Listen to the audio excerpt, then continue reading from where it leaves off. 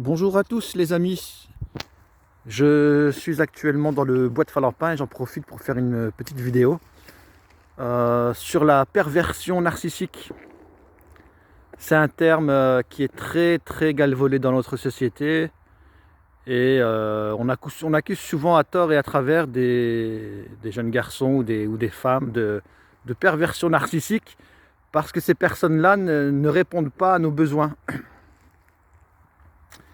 Et le souci qui se présente dans ces cas-là, c'est qu'effectivement, il y a des personnes qui ont très peu d'affect. Il y a des personnes, ils en ont rien à foutre des sentiments, quoi. C'est vraiment la dernière roue du carrosse. Et leur principale qualité, ça va être qu'ils gèrent leurs émotions, quoi. Ils ont pas, s'ils ont un truc à te dire, ils vont le dire sans avoir peur de te blesser. Ça fait des très bons chefs d'entreprise. Ils sont très doués, par contre, pour tout ce qui va être d'ordre matériel, par exemple. Ça va être des bons chefs d'entreprise, des bons meneurs d'hommes. Donc dans tout ça, ils vont être excellents. Par contre, sur le plan affectif, ils vont avoir des lacunes, hein.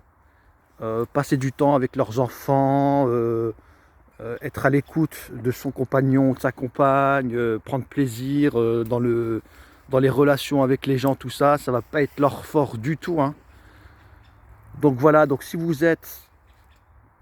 euh, si vous avez un grand besoin d'amour et que vous êtes en relation avec une personne qui ne peut même pas vous apporter cet amour, vu qu'il n'y a pas cette énergie en lui, ben, faut vous poser la question, avant de dire que c'est un pervers narcissique, si cette personne elle est compatible avec vous.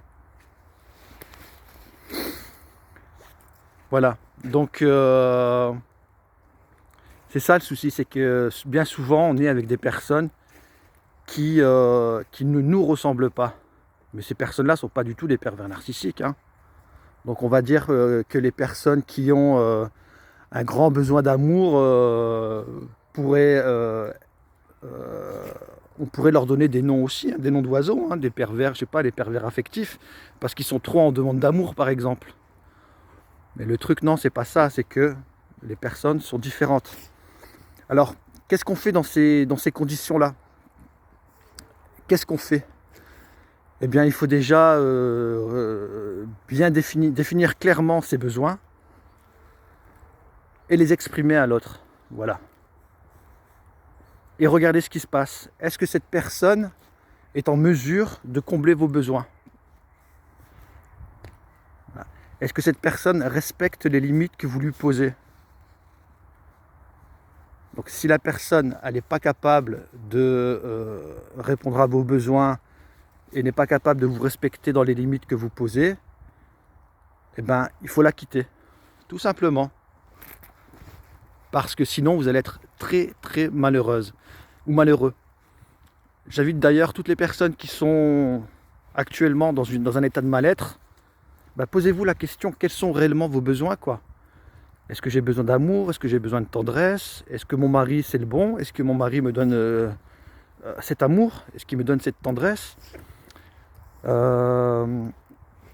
Et si c'est pas le cas, ben ouais, peut-être qu'il va falloir à un moment donné décider de rompre, hein. Si vous posez clairement vos besoins et que la personne avec laquelle vous êtes n'est pas en mesure de répondre à vos besoins, ben ça va être compliqué, hein. Moi, que vous soyez un petit peu, comment on appelle ça, maso, quoi.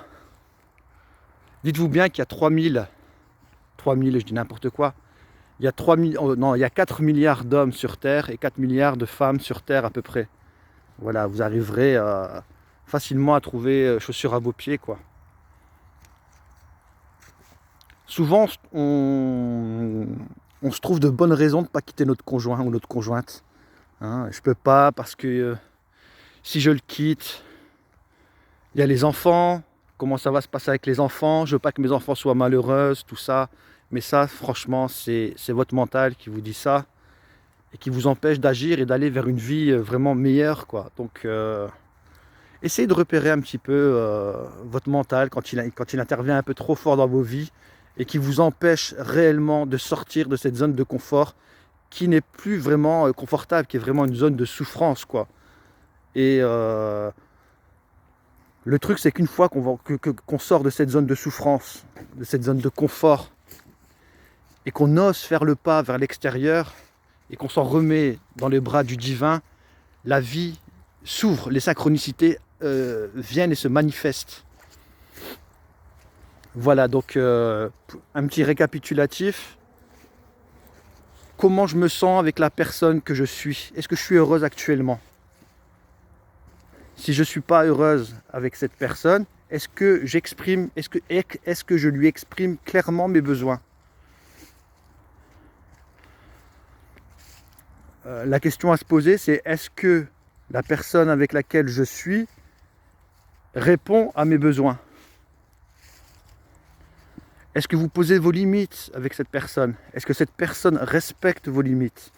Si cette personne ne respecte pas vos besoins, ne répond pas à vos besoins et ne respecte pas vos limites, vous n'avez rien à faire avec cette personne. Que ce soit un pervers narcissique ou que ce soit qui que ce soit. On n'en a rien à foutre de savoir si c'est un pervers narcissique ou pas. La question à se poser, c'est est-ce que je suis avec la bonne personne? Voilà. Et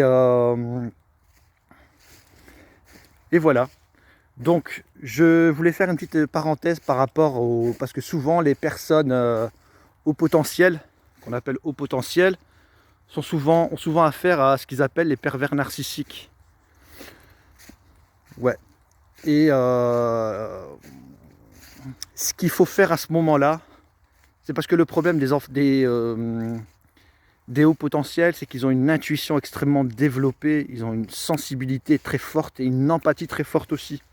Ce qui fait qu'ils vont rentrer dans l'intérieur de l'autre et capter très rapidement ce que l'autre a besoin. Mais en faisant ça, ils s'oublient eux-mêmes. Donc, surtout pour les personnes qui sont haut potentiel, sachez clairement quels sont vos besoins et ne cherchez pas à sauver l'autre, à répondre à ses attentes absolument, à le rassurer. Non. Pensez d'abord à vous. Voilà. Je vais vous laisser sur cette dernière phrase. Je vous embrasse tous et prenez soin de vous. Ciao.